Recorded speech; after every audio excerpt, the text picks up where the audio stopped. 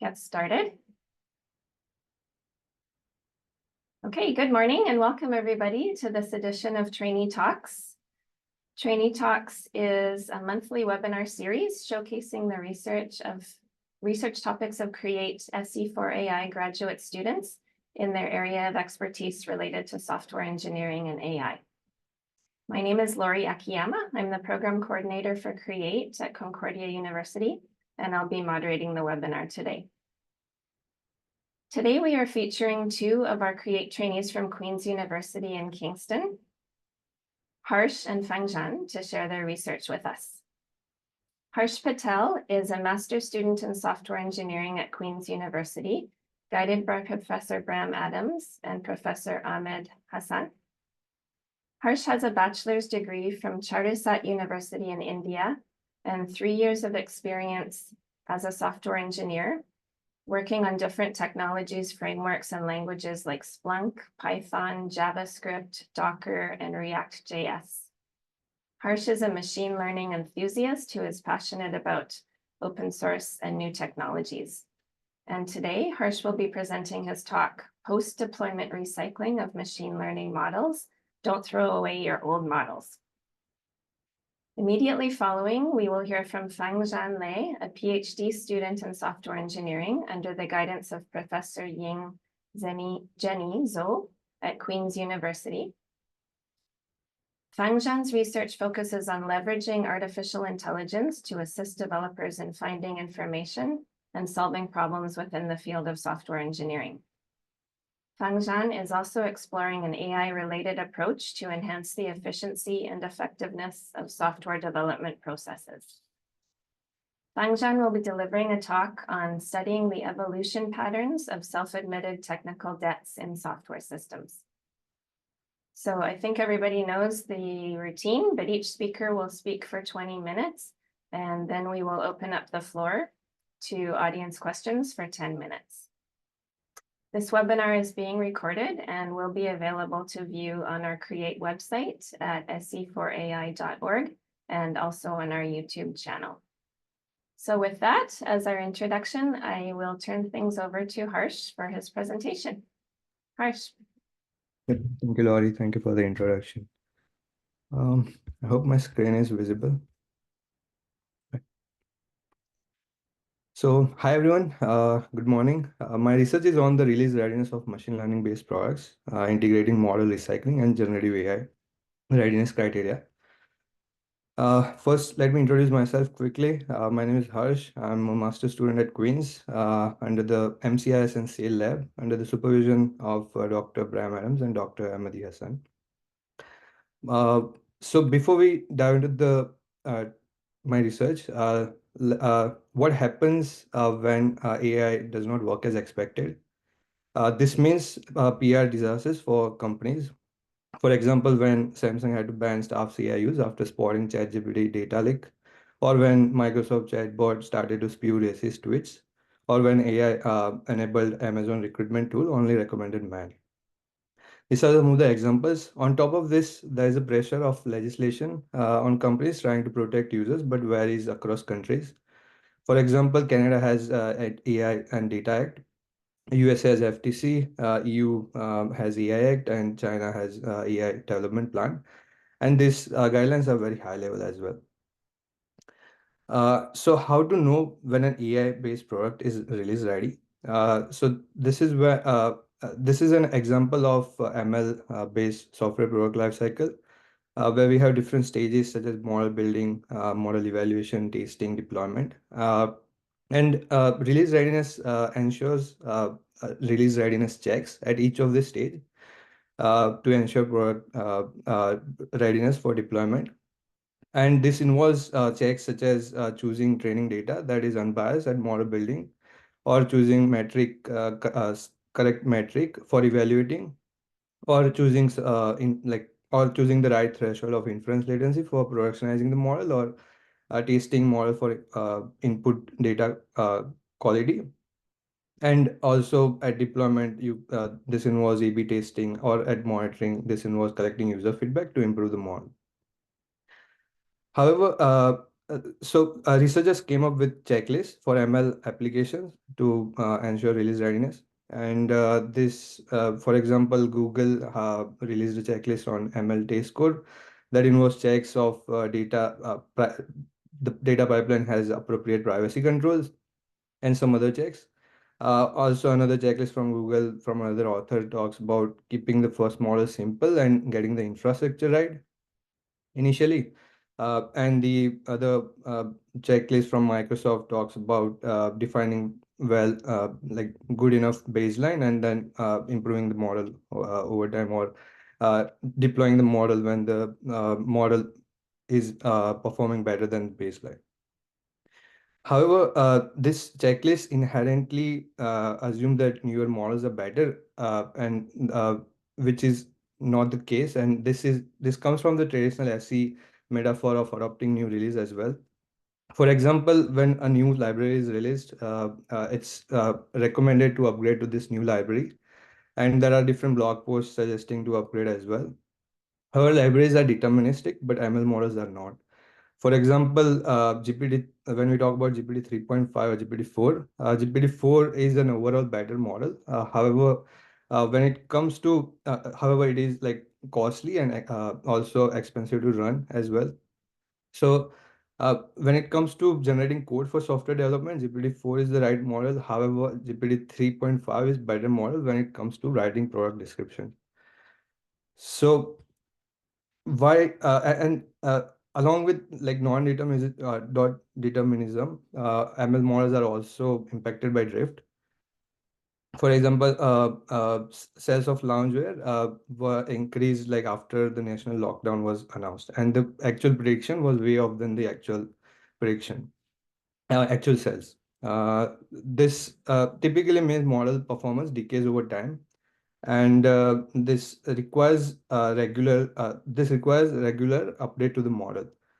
This is done through model retraining traditionally, where we have model version 1, and as new production data arrives or model falls below certain performance threshold, you retrain the model with new data and then you discard the old model.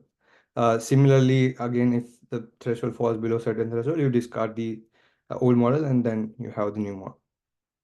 However, we find that old ML model versions are not necessarily worse than new models. For example, in this plot, we can see different model. So we trained multiple model versions throughout different time windows.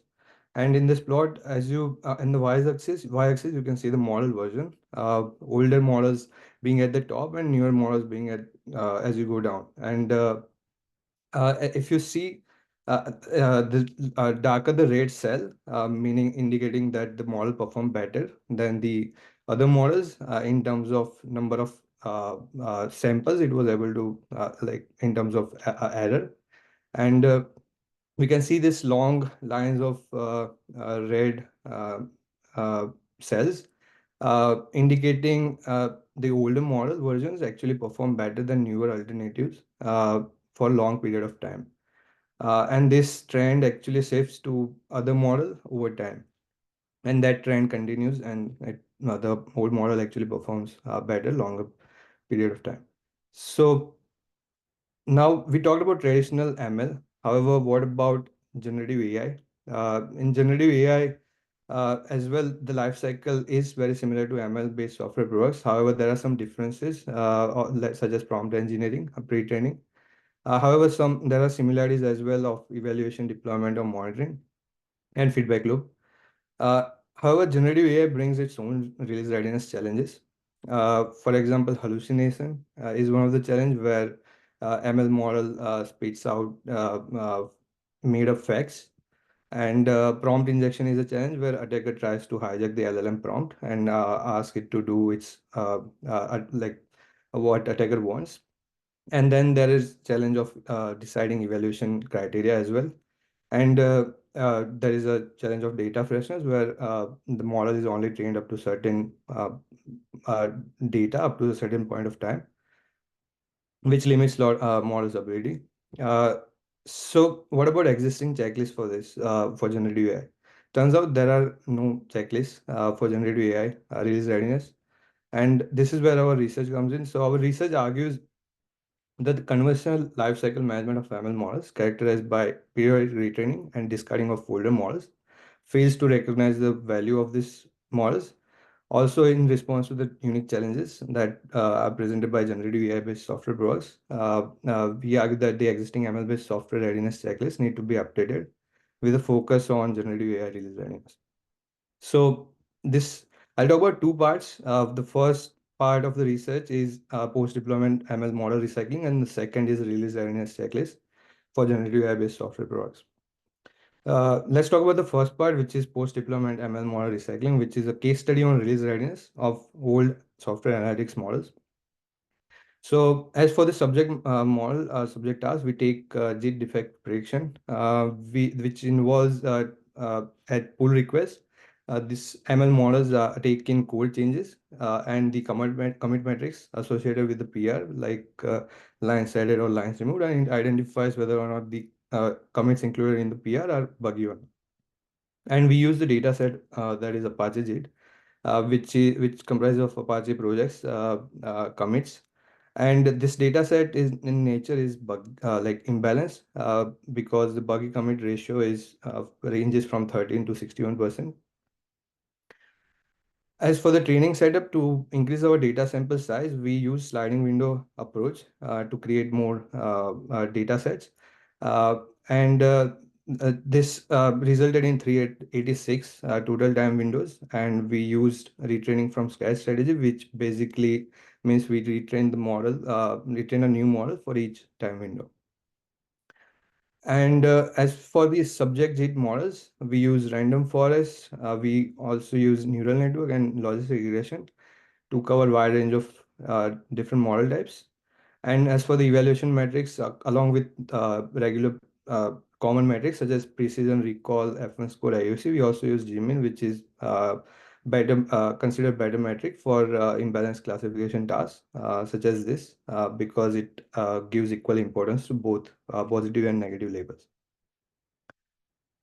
We find that more than half of the winning models are older models. In this plot, you can see percentage of winning models versus percentage of RFS models that are new. And we can see more than half of the time for almost all projects, the older models perform better than the newer counterparts. And this asked us a question that how can we best exploit the value of old models? The answer is model recycling. That is basically involves release readiness decision at inference time, involving strategic reuse of older models. So what do you mean by that? First I'll talk about, we propose 5 different model recycling strategies in this paper, and then in that we have model selection, single model reuse, model voting, model stacking, and clustering. For the purpose of the presentation, I'll only explain 2 of them. So the first, let's talk about model selection. In model selection, we have a recycling model that basically at inference time, it identifies based on the commit received whether to use old or new model. So it chooses between 2 models. And the recycling model is trained using the data that is basically past knowledge of what model performed better on what commit. And once we have that, the old model is decided based on certain filtering metric, which I'll talk about. So we test out different variants of these models in the research. The first is model search space, which is basically from how many old models we actually select the best old model. So we use either 15 or we use all as well, which involves filtering all historical models. And then as for the filtering metric, we either use Gmin or F1 score as our variants. And the third variant is post-inference, where we don't have recycling model at all. And we actually just average the probabilities of old and new model. And that would be our final prediction. As for the second strategy is model stacking, which basically involves stacking old and new model. And it involves like use of meta model, which is trained separately. And this model basically takes in the probabilities from this old and new model, and then it outputs the final prediction. So as for the variants, we have similar variant, which is model search space. And as for the other variant, we have commit features, which basically means that whether or not the meta model uses the probabilities, as well as whether or not it uses the additional code features such as code changes or commit metrics to make the prediction. And the third variant is data sample, where we test out different data sample variations. Like for example, all, where we actually use all data from last 15 models, or we use randomly sampled thousands samples, or we use 1,000 randomly resampled, where we have like equal distribution of positive and negative labels. And the last variant is of filtering test, which where we test out what we basically use Wilcoxon or Scott Knot to filter this whole like models based on their unique prediction capabilities. So, and we find that model stacking works best in terms of prediction performance. Uh, you can see in this plot the number of projects with significant improvement in terms of recall and Gmin for each recycling strategy and model type. As green is basically the model stacking, and the shapes identify the model type. We can see that model stacking worked best in all three model types. However, model selection comes after that, and single model reuse uh, uh, gives like similar performance. However, model voting was the last in terms of Gmin and recall performance improvements. And not that like clustering strategy is resulted in like performance degradation for all models, and also model selection and single model reuse strategy did not like improve performance for neural network based models. That's why the points are not on the plot. Uh, in terms of inference performance, we find that model stacking and model selection works best in terms of the trade-off between inference and predictive performance. In this plot, you can see inference latency per recycling strategy and model type. The dotted lines indicate the baseline, which is the RFS strategy. And we Before we actually look at the plot, I want to note that like there are some model and strategy pairs missing because of them not showing significant improvements. So for model selection, the inference latency was 2 times of the baseline. For single model reuse, it was similar to baseline because this involved only using one model at recycling. Model stacking, however, was 7 to 17 times the baseline, depending on how many old models we actually use in our model stacking. Similar model voting is also an ensemble approach similar to stacking. So that also resulted in 6 to 11 times the inference latency of baseline. So this we talked about post-deployment ML model recycling. Now I'll talk about the other part, which is release readiness checklist for generative AI-based software products. This is a gray literature survey on the release readiness criteria of generative AI-based software products. So this involves a search for finding the gray resources that talk about release readiness criteria for generative AI. So let's talk about the goal of the search query first, is to capture the discussion surrounding the deployment of LLMs in production environments. So this in should cover like seminal resources as well. For example, building LLM application for production blog from Deep Huan, or LLM in production conference from MLOps community, and some other resources. So as for constructing the search for gray resources, we use an approach from another study that involved basically getting the base query first, which is generative AI release checklist, and then we split it into 3 parts and then find synonyms for each keyword. And then after doing that, we actually construct the Google search. And then as for the start date of the search, we use GPT-1 release date. And for the end of the end date, we use it's like September of last year, which is when we started the survey. So the next step was to also include specific search for top 10 leading companies to involve resources or blog posts from them as well. This involved companies such as OpenAI, Amazon, Meta, and this list was retrieved from State of AI report and Gartner AI report. And as for the inclusion criteria, it involves checks such as literature must be authored or associated with organization focused on the field of generative AI, and some other checks. And for the exclusion criteria, it know checks such as it should not be non-English literature, or we remove the duplicates as well, or articles behind keywords. So this resulted in total Google hits of 522 million, and we collected 100 results for each search. So that resulted in 1100, because after 100 the results were irrelevant. And then we filtered it down to 35 with our criteria, and then snowballed it to like 65 resources. And then we performed the qualitative coding, which involved first performing, like, creating taxonomy for 20% of sample with me and the other author. And we after that we converged the taxonomy. We did a recode of then that 20% sample, and then we came to an agreement of 0.917 kappa score, which is above the acceptable threshold. And then I recode the remaining sample, creating the mind map. And then we held workshops with the industry author and team to convert the mind map into the checklist. So this is the mind map we have. The mind map includes 40 challenges and 133 solutions. This involves 6 different themes, such as pre-training, fine-tuning, prompt engineering, pre-deployment evaluation, post-deployment evaluation, or orchestration, as or monitoring that we talked in the life cycle. And I'll talk about the few checks. I will not go into details of every check for the purpose of the presentation. So the first is the checklist talk about rate teaming.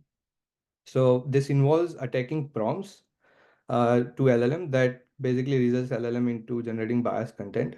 So this underscores a lot of underlying issues in the model. So this involves implementing penetration tests or rate teaming, that is basically ethical hackers identifying and exploiting vulnerabilities specific to LLM systems. And this including like biases or content generation issues. And there is the resource from Anthropic's a resource that is suggested in the checklist is Anthropic's dataset on these attacks. The other check falls under the prompt engineering category, where we have check suggesting reusing prompts. So this check talks about prompt orchestration as well, that combines strategies to improve LLM effectiveness, reusing prompts, and then simplifying complex problems, and then using external tools or chaining multiple prompts.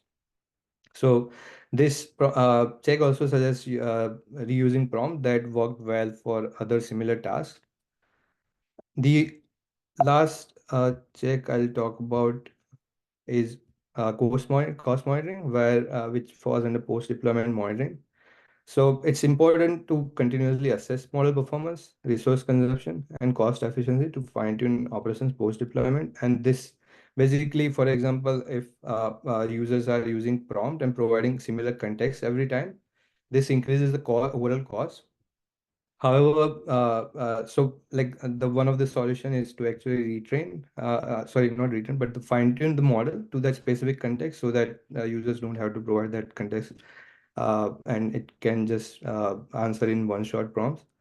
So that reduces cost as well. So this that's been my talk.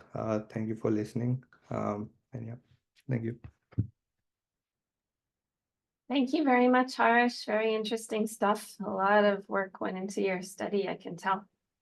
Does anyone have any questions for Harsh? If so, please feel free to take yourself off mute. I see Akalanka has his hand raised. Please go ahead. All right. Hi, Harsh. Good talk. I have a question about like reusing models. So is it expensive to keep all models and try to stack them and see whether they're actually useful or not? Maybe the companies don't want to do this because at the end of the day, they feel like, okay, this doesn't work all the time, so they just don't want to keep them. Do you have any insights about that? Yeah, so I think we did so in the research we actually did two different like we measured performance in terms of prediction performance as well as the inference latency, and we found that like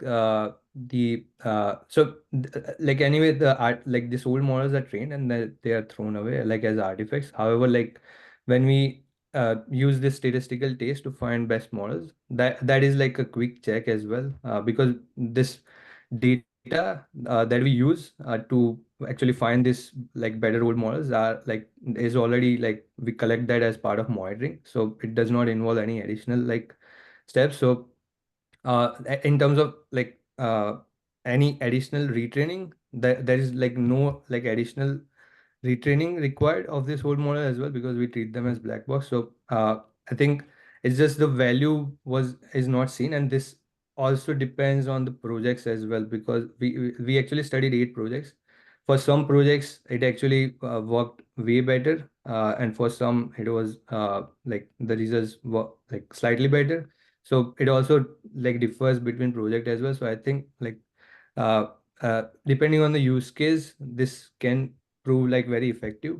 So I think like maybe checking it and then deciding whether or not this works would be appropriate, instead of just like without any second thought just throwing away the old models. So yeah, I think that is the like uh, conclusion of that research. Awesome. And yeah, yeah. All right, thank you. Any other questions for Harsh before we proceed to Fangjian?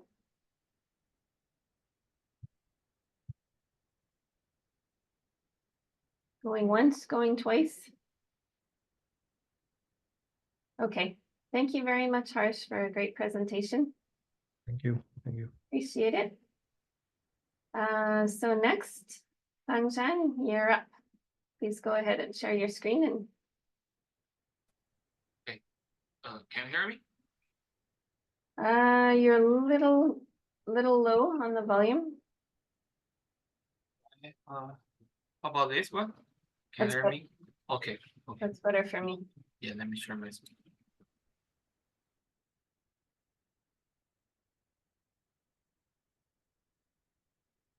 Yeah. Good morning. Thank you for joining us today. My name is Fangjian, and I'm a PhD student at Queen's University. And my supervisor is Dr. Jenny, and I'm excited to introduce and have some discussion about my project, studying the evolution pattern of self-admitted technical debts in software system. So what is self-admitted technical debts, or aka the SATD? So this occurs when developers themselves acknowledge the debts in the code through comments, and intentionally deciding to defer the necessary change due to the some various constraints like time, current knowledge, or available resources. So the examples shown on the slide highlights a comment from actual code base where the developer have noted the need future code improvements. For instance, you can see a to-do comments suggesting there's a need for a button leading to a deck picker, which means that the current solution is not perfect and is temporary. And similarly, the second comment reflects on the limitation in the existing code. It indicates that the developer is aware that there are changes need to be done in the future, but it has to postpone it, addressing this issue. So in general, the SATD can lead to increased cost in the future and increased maintenance effort and the potential issues with software stability and performance. And so why is it important to study the SATD, and what drives us to look into this evolution pattern? So firstly, when technical data is duplicated across the code base, it increases the maintenance challenge. And this can occur when a code segment are copy and paste with the existing SATD and spreading the SATD throughout the entire system. And secondly, understanding the consequence of SATD accumulation is important. As this stack up, they can significantly impact the system evolution and making future change more harder and error prone. And thirdly, there are multiple reasons why SATD are ignored. This could happen when an important feature or bug fixing pre-authorized, or under the technical then the technical data solution are ignored. And it could also be a result of oversight or lack of resources to address it. And lastly, we consider impact of code quality and reliability. And the SATD can lead to an impact in code quality over time if they stack in the system for too long time. Yeah, so based on this point, we have constructed our study to answer the following 3 research questions. What are the pattern of SATD evolution? And do clone code and non-clone code follow the different evolution pattern of SATD? And how remove the SATD different in clone code and non-clone code? And what kind of topic can be resolved quickly? Yeah, to conduct our research, we have collected SATD instance from the 22 open source Java project from GitHub. And this project are selected based on several criteria. So first of all, they are from various domains, and each project has over 100K lines of source code, and they must have a minimum 1,000 commits to ensure the project have a rich history to study. And another point is the project must be active, which means the findings of the study are relevant to the current software development. Before start our RQ, we need to accurately identify the SATD from the code comments. So for step 1, we collect the comment history from the studied project. So in total, we gathered an intensive data set over 1 million individual comments.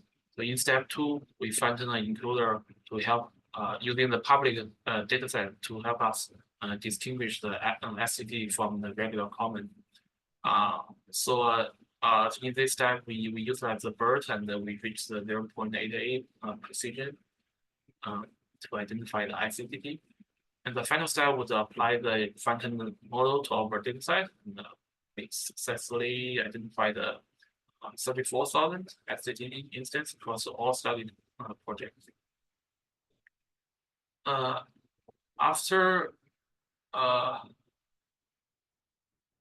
let's go to the RQ1. What are the patterns of SATD evolution? After we collect the comments history from our studied project, we classify our SATD instance based on its lifecycle status. See when it was added, modified, or deleted. So understanding this status is important because it allows to track the SATD history through the software's evolution and recognize the pattern in how SATD evolved over time. And finally, we classify the based on the status of SATD, we classify the SATD pattern into the 5 different patterns. So added directed pattern, added prolonged pattern, added pattern, and the ignored pattern, the partially and resolved pattern. So for the added direct pattern, which means the SATD was introduced to the project but never modified and immediately removed in the next commit. So for the figure, as you can see on the right side, the white circle means it is the creation of SATD, and the cross sign indicate the deletion of SATD, and the black spot means the developer made some change on the comments. So for the unedited direct pattern, we can see when it will be introduced into project and immediately removed in the next commit. Now for the unedited prolonged pattern, refers to the SATD was introduced into project but never modified. And was removed after undergoing multiple commits. And the added pattern is pretty similar with the unedited prolonged, just so the developer modified the comments. And for the ignored, it means SATD would introduce the project without any modification and discarded in the project. And the partially resolved, the SD was introduced into projects and modified at least one time and discarded in the project. So this pattern helps us understand not just the life cycle of technical debts, but also the habits and the practice for the developer. So let's, yeah. From this table, we can see the unedited prolonged pattern is the most prevalent, counting in total 55%. From table, we can see there are 25% of SAT that they introduced and addressed quickly. This suggests that the vast majority of SAT persists for the extended period before resolved. And moreover, if we combine number of ignored and partially resolved pattern, which means there are approximately 20% of SAT remains unaddressed within the system. Okay, so now let's move to the ARC2. So ARC2 is about the code clone part. So the code clone are identical or similar code fragments, and the code clone can occur for so many reasons, including copy and pasting, and the lack of code reuse, and the deficient software design. And the same entity can exist in a pair of code clone located into a different file, which requires programmer to make the further modifications. The code clone that contains the technical debt can increase the cost and the complexity for maintenance. So here the example from the open source software project, Anki Android. From our observation, these two identical SATD has been scaled to do the database error handling are not resolved at the same time, even though they are in the code clone. So in this scenario, program challenge not only to fix the SAT, but also to consider how to effectively maintain the code clone fragments. This shows that the complexity involved in managing both SP and code clone in software development process. Yeah, actually, our goal is pretty straightforward. We want to know the difference between the cloned SAT and the non-cloned SAT. Firstly, we use NiCad to build the code clone genealogy for each studied projects. And next, we compare the line number to identify whether SAT belongs to a code clone or not. When we employ the NiCad for generating the code clone genealogy, it provides us with the line range for each function. So similarly, when we extracting the SATD, we will also record the line number associated with each SATD. And this by combining these two line number, we can easily identify whether the technical debt belongs to a cloned code or not. So let's take a look at the evolution distribution between the clone code and non-clone code.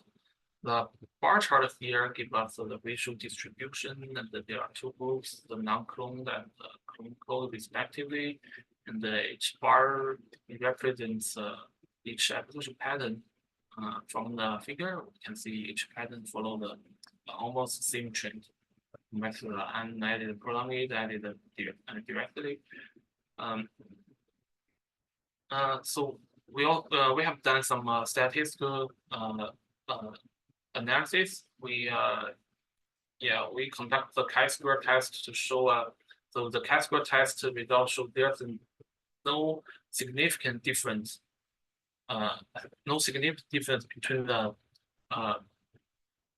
Between the distribution of the 5 application pattern of SATD between the clone code and non-clone code.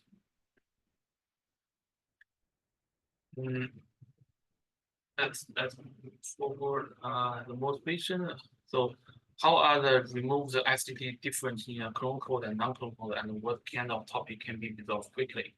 So the motivation behind this user question to assist developer to pre-authorizing which SATD to resolve first.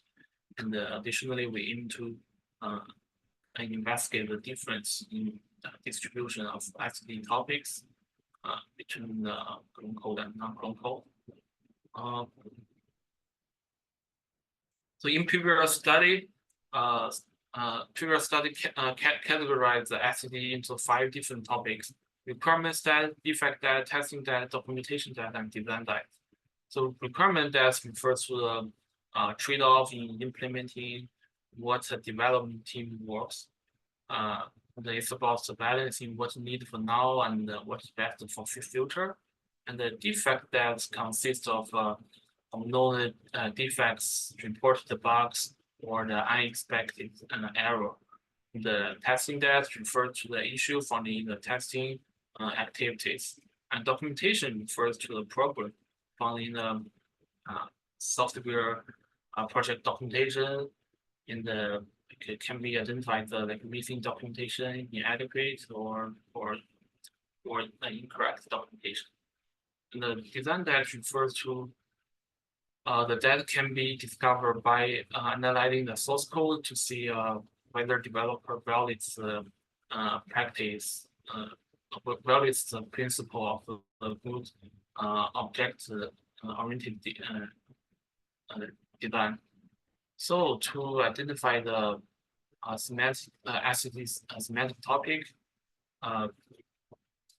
we use the GPT 3.5 API to help us label our SD datasets, and we use the few shot training to prompt the definition and the ground truth example for each topic, and then we get the results. So as you can see from the result table, we categorize the SAT comments into 5 topics and compare the frequency of this topic between the clone code and non-clone code. So from table, we can see the requirement is the majority topic, and the defects, the second most frequent topic, making up around like 40% for both non-clone code and clone code. And the documentation, design, and test that just come to very last portion. Oh, and then click here the regular comments. So regular comments means the GPT doesn't recognize this comment as a SATD. So after we examine the resolution time for each topic, in code we found that addressing documentation tasks is more demands more time compared to the non-clone code. And the table on the left shows the comparative comparative analysis of SAT results across different topics. And we measure the median days to resolve, the median number of commits, and the median number of developers, involved developers. So for clone code, the median time to resolve documentation tasks is 59 days, and the well for the non-clone code is significantly higher, which is 91 days here. This results highlight that the clone code may facilitate quicker resolution due to the familiarity or the repetition. And the non-clone code requires more time due to the unique context or the possible lower documentation quality. Yeah, so we can see in the open source projects, the developer often overlooks the documentation SATD. Yeah, because the documentation depths do not have a direct effect on the software's performance. So as a result, developers tend to assign a higher priority to resolve the requirement stats. Yeah, as we can see, the developer resolve requirement stat just takes 15 days. Yeah, I think that's all my talk.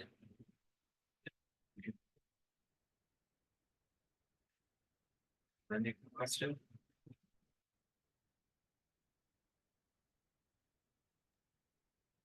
Thank you, Fangjian. We'll open up the floor to questions. Bram, would you like to start? Sure, yeah. Thank you. Thanks for the presentation. So a lot of interesting things. So at some point you mentioned you were fine-tuning this encoder approach to automatically detect self-admitted technical debt. So Yes. so what was the reason actually for training your own detector, and also how does it perform compared to existing techniques? Oh, yeah. So from the let's go back to the slides. Yeah, so we use the public SATD data sites and the front-end BERT to classify the regular comment and the SATD comments. And after we compare with some existing SATD classifier, so basically they use some like how to say it? Yeah, I think we outperform the existing classifier. So we reached 0.88. So yeah.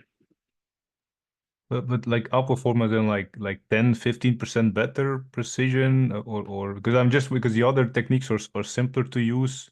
I just wonder, do we need to go to a heavyweight approach using BERT, or can you use a simple approach? Like any idea how much better it is? And also, what about recall, not just precision?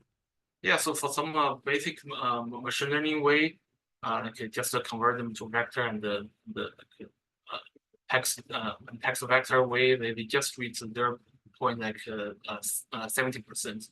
So yeah. And how about recall? Any? Recall, it's pretty close to the precision. It's if I remember correctly, it's 0.85. It's for the recall. The FS score is 0.86. Cool. Okay, right. Thank you.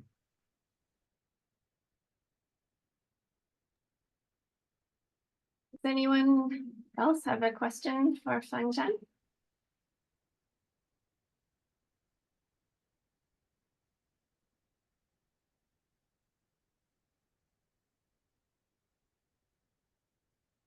No other questions, really? We still have plenty of time. Ram, please go ahead. Yeah, so I got another question, but I might have missed it, maybe. But so you compare the cloned and non-cloned code, and in your motivation you show this case of like inconsistent evolution of these clones. Okay. But so did you also do like this larger analysis of these, like how often it is that they're inconsistently evolving? Yeah. So actually, this project it's not closed yet. So we are incorporating more idea and the extra experiment to it. So for the clone sibling part, like we investigate the correlation between clone sibling and SVD. So from my data set, we have identified around like 1,000 clone sibling that contain the SCTD, but there are only like 20% 20% clone sibling that have their SCTD resolved simultaneously. So the rest of 80% the developer didn't address the SATD at the same time, just like the example I showed here. Yeah, I think that's a major finding. I think Yeah, that's a really yeah. cool finding. Yeah, very cool. Thank you.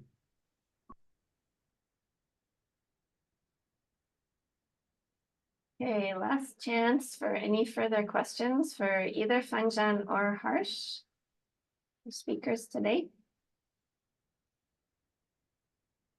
We actually ended up having a really good crowd of 27 participants today, so that's great.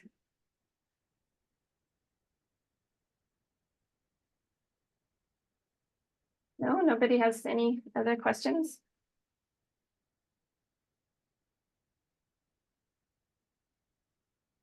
Okay, if that's the case, then we will end this edition of the Trainee Talks. I'd like to thank both of our speakers, Harsh and Fangjian from Queens. Thank you very much for presenting to us today. And our next Trainee Talks will be next month in April. I'll be sending out the information about that shortly, so I hope to see all of your faces there again next month. Thank you, everybody. Have a great day and a nice week. Thank you. Thank you. Thank you.